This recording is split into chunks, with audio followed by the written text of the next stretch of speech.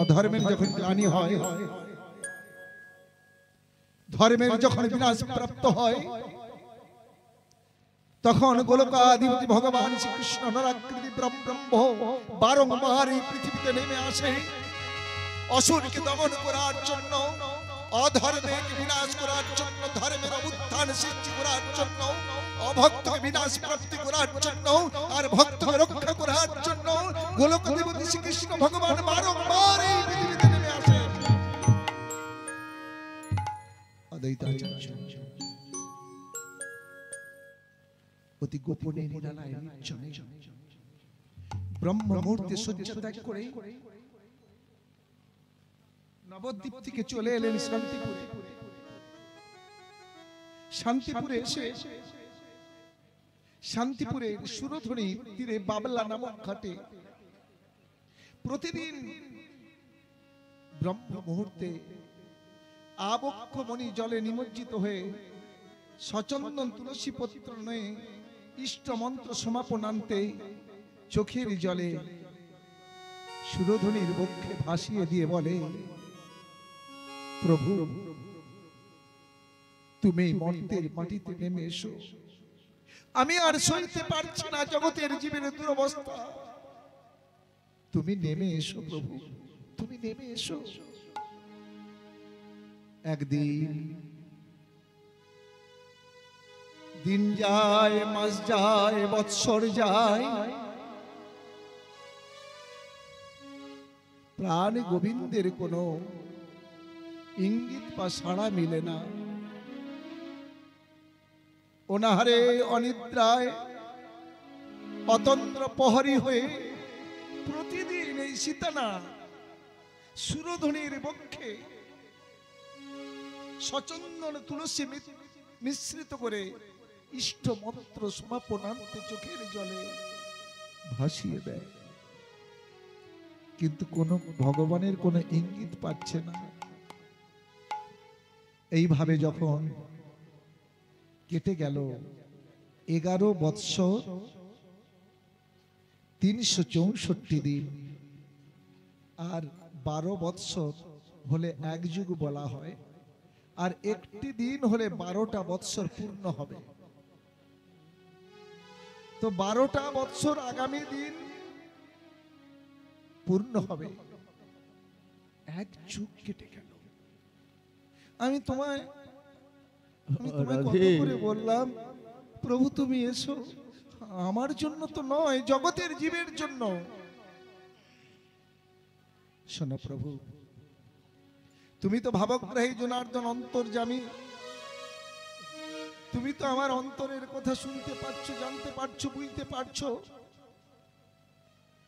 আগামী করলো 12 বৎসরের শেষ দিন, আমি সুরধনীর বক্ষে, আমি না ওই সুরধনীর বক্ষে আমি প্রাণ বিসর্জন দেব। আমি আর বেঁচে থাকতে চাই না। জগতের জীবের জন্য যখন কিছু করতে পারলাম না, আমার বেঁচে থেকে কি লাভ? আমার ভজনে, আমার সাধনে তোমার কৃপা প্রাপ্ত যদি না হলাম, তাহলে আমার বেঁচে থেকে লাভ কি? কাউকে বলে না। অতি সন্তর্পণে প্রতিদিনের ন্যায় আজকে তার শেষ দিন, সুরধনীর পক্ষে প্রাণ বিসর্জন দেবে।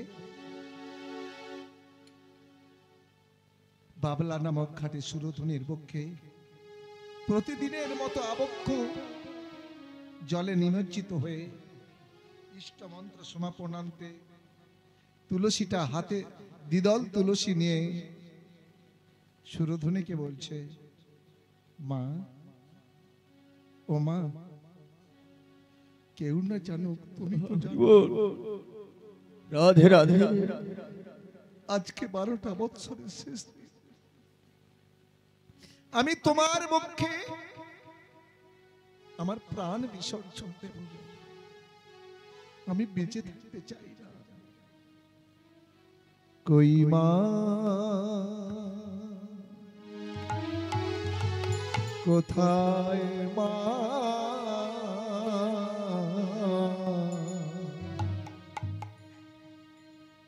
দয়াময়ী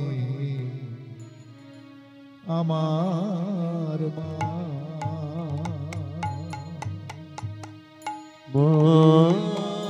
আমার মা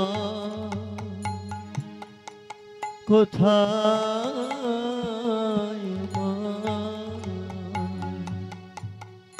দয়াময়ী আমার মা ওই মা কোথায় মা দয়াময়ী আমার মা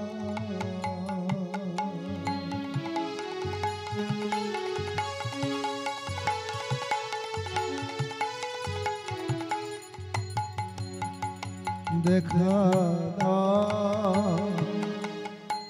দেখা দাও দেখা দেখা দেখা দাও দেখা দাও দেখা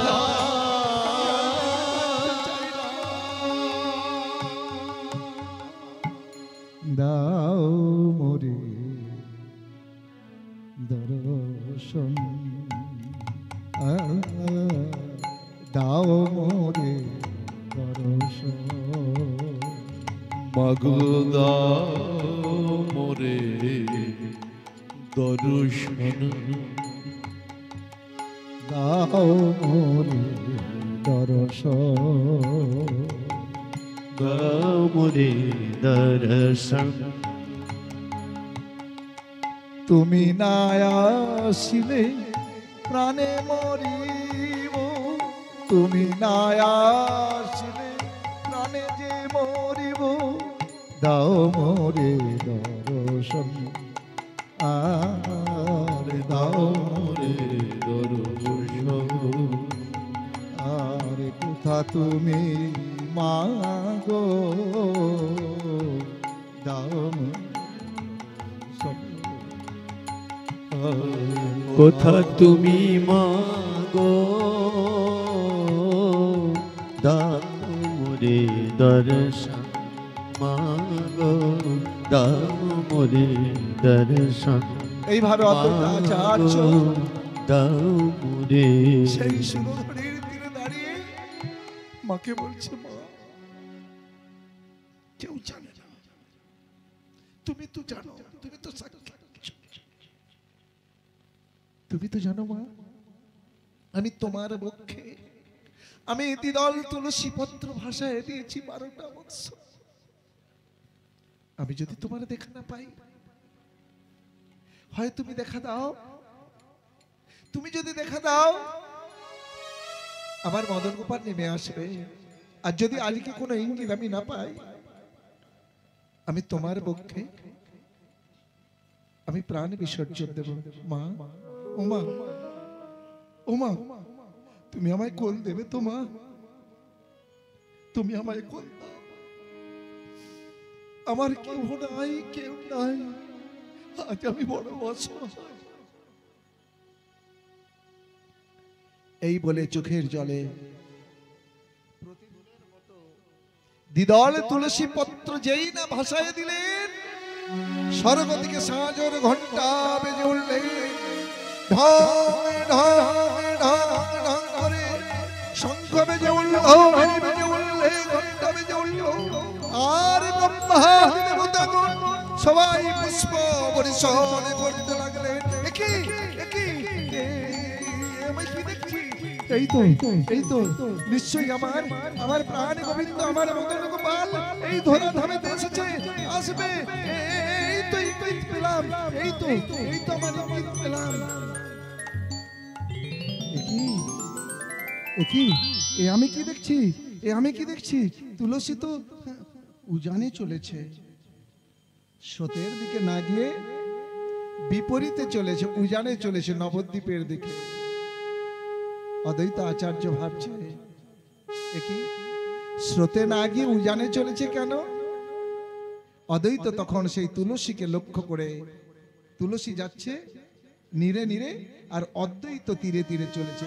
আরে তুলসী যায় নীরে নীরে, অদ্বৈত যায় তীরে তীরে, তুলসী যায় নীরে নীরে, অদ্বৈত যায় নীরে। আরে তুলসী যায় নীরে নীরে, অদ্বৈত যায় তীরে তীরে। তুলসী যায় নীরে নীরে, অদ্বৈত যায় ধীরে ধীরে। তুলসী একটু দাঁড়া রে, তুলসী একটু দাঁড়া রে, তুলসী একটু দাঁড়া রে, তুলসী একটু দাঁড়া রে। আরে দেখি তুলসী কে বাতুলে একটু দাঁড়া রে, আরে দেখি তুলসী কে বাতুলে একটু দাঁড়া রে। আরে দেখি তুলসী তোর কে বাতুলে একটু দাঁড়া রে। আরে দেখি তুলসী কে বাতুলে একটু দাঁড়া রে। আরে তুলসী চলেছে নীরে নীরে, মানে জলের মধ্যে চলেছে। আর অদ্বৈত আচার্য সেই তুলসীকে লক্ষ্য করে তীরে তীরে চলছে। কোথায় দাঁড়ালো তুলসী? একদম সেই শান্তিপুরের সুরধ্বনি থেকে গিয়ে গিয়ে সেই নবদ্বীপের ঘাটে। তোমাদের মতো অনেক মায়েরা স্নান করছে সেখানে নবদ্বীপের ঘাটে। আর অদ্বৈত আচার্য প্রভু দূর প্রান্তে দাঁড়িয়ে করজোড়ে দেখছেন সেই তুলসী তখন সেই নবদ্বীপের ঘাটে থেমে গেলেন। সমস্ত রমণীরা স্নান করছে এবং চলে যাচ্ছে। তার মধ্যে একজন বৃদ্ধা মহিলা স্নান করছেন, আর তুলসী সেই বৃদ্ধ মহিলাকে প্রদক্ষিণ করছে। প্রদক্ষিণ করতে করতে আর সেই বৃদ্ধা মহিলা যখন সেই গঙ্গা জল নিয়ে এক গন্ডুস গঙ্গা জল পান করবেন, তার হাতের মধ্যে সেই তুলসী দেখে বলছে, আহা, কোন ভাগ্যবান তার ইষ্টমন্ত্র সমাপন আনতে এই তুলসী ভাসিয়ে দিয়েছে। তখন সেই তুলসীটা গঙ্গার জলে দিয়ে ঢেউয়ে তাড়িয়ে দিচ্ছে, ঢেউয়ে দিলেন। আবার যখন দ্বিতীয়বারে ঠিক তুলসী আবার হস্তের মধ্যে পৌঁছে গেছে, আবার মা আমার জলে দিয়ে তৃতীয়বারে যেই না তাড়াতাড়ি করে, যে না তুলসীকে আসতে দেওয়া চলবে না, তাড়াতাড়ি করে গঙ্গার জল নেবে আর চোখটা বুঝিয়েছে, আর সেই তুলসী সহ গঙ্গা জল সেই বৃদ্ধা মা আমার পান করলেন, উদরস্থ হলেন। তা থেকেই জন্ম নিলেন শচী গর্ভ সিন্ধু মাঝে আমার শ্রীমন মহাপ্রভু। বল রাধে রাধে রাধে।